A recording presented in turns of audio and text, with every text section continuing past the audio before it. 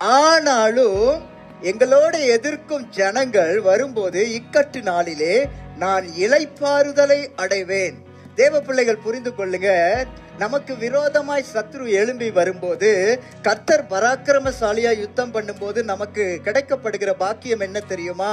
இக்கட்டு நாளிலே கர்த்தர் நமக்கு இளைப்பாறுதலை தருகிறாராம். ஹல்லேலூயா. சில நேரத்துல ஆண்டவர் நம்முடைய வாழ்க்கையில அமைதியா இருக்கிறத போல தோணும். ஏன் ஆண்டவரே, நீர் எங்க கூட இருந்து பராக்கிரமசாலியாய் யுத்தம் பண்ணுவீர் அல்லவா? ஆனாலும் கூட சில நேரங்கள்ல சத்துருவை ஓங்க விடுறீங்களே ஆண்டவரே.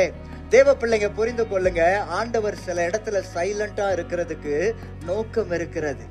ஆண்டவர் வேகமாய் வந்து அவர் செய்வது மட்டும் அல்ல, சில நேரத்துல ஆண்டவர் ஸ்லோ பண்ணுவார். நல்லா புரிஞ்சுக்கோங்க, நம்ம ஆராதிக்கிற ஆண்டவர் ஜனங்களை அழிப்பதற்கு அல்ல, மாறாய் அவர்கள் ஆண்டவரிடத்துல திரும்பும்படியான வாசல்களை ஏற்படுத்துகிறவர். நீங்க அந்த வசனத்தை வாசித்து பார்த்தா தெரியும். 5:5 சொல்லப்பட்டிருக்கிறது, ஆதலால் இந்நாள் வரைக்கும் தாகோத்தின் பூசாரிகளும் தாகோத்தின் கோவிலுக்குள் பிரவேசிக்கிற யாவரும் அஸ்தோரத்தில் இருக்கிற தாகோனுடைய வாசப்படியை மிதிக்கிறதில்லை. ஹல்லேலூயா. 1 சாமுவேல் 5:6 அஸ்தோத்தின் ஊராரை பாழாக்கும்படிக்கு கர்த்தருடைய கை அவர்கள் மேல் பராக்கிரமா இருந்தது. கர்த்தருடைய கை அவர்கள் மேல எப்படி இருந்ததா? கையை உயர்த்தி பராக்கிரமம் சொல்லுங்க.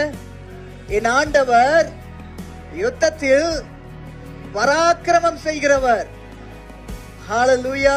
அவர் வந்து வேகமாய் வருவது நம்மை காப்பதற்கு, நம்மை காத்து அடுத்து பராக்கிரமசாலியாய் வருவார். எதற்கு தெரியுமா?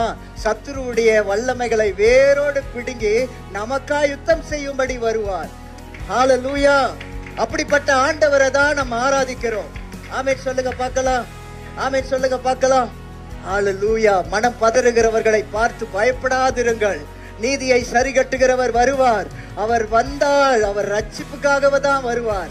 அவர் ரட்சிப்புக்கு ஏதுவாக தான் வருவார். அவர் எப்படி வருவார்? வேகமாய் வருவார். எதற்கு வேகமாய் வருவார்? நம்மை காக்கும்படி வருவார். எதற்கு காப்பார் தெரியுமா?